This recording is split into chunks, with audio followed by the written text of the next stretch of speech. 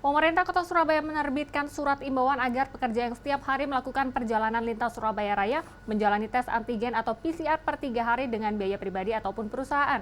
Kebijakan ini mendapat tanggapan beragam dari masyarakat dan pengusaha, meski mendukung mayoritas berharap tes tetap dibiayai oleh pemerintah.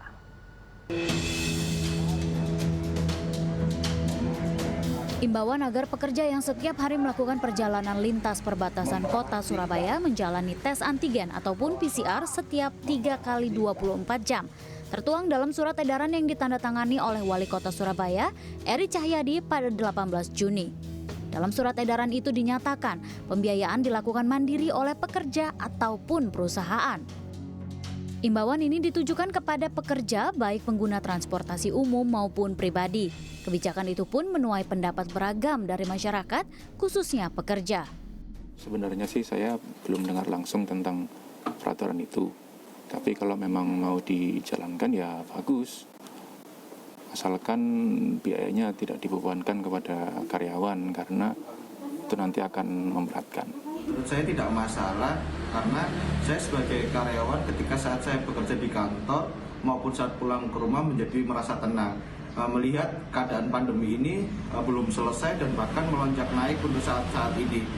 Tetapi alangkah baiknya adanya kolaborasi antara pemerintah Kota Surabaya dengan kantor-kantor yang ada di Surabaya untuk memfasilitasi lagi tempat-tempat untuk swab, bahkan kalau bisa digratiskan agar karyawan ini tidak terbebani untuk mengeluarkan biaya swab yang...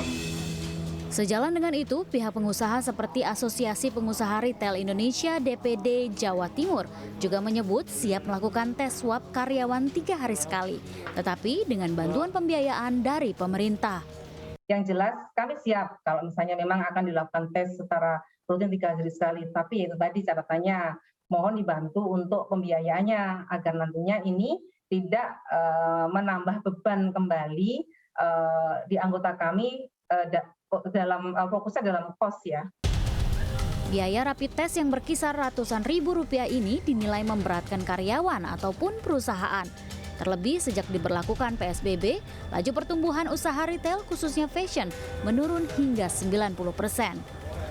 Ini sangat memberatkan, sebaiknya seperti konsep yang dilakukan pemerintah Kota Surabaya terhadap Bangkalan itu lebih bagus. Itu kan biayanya semua dari pemerintah sehingga lebih tidak memberatkan siapapun lah. Baik masyarakat, pekerja, pengusaha maupun pihak Kamar Dagang dan Industri Jawa Timur menyatakan sebenarnya mengapresiasi maksud Pemkot Surabaya, tetapi bersepakat biaya tes ditanggung oleh pemerintah. Wida Subianto, Ghea Clarissa, Surabaya,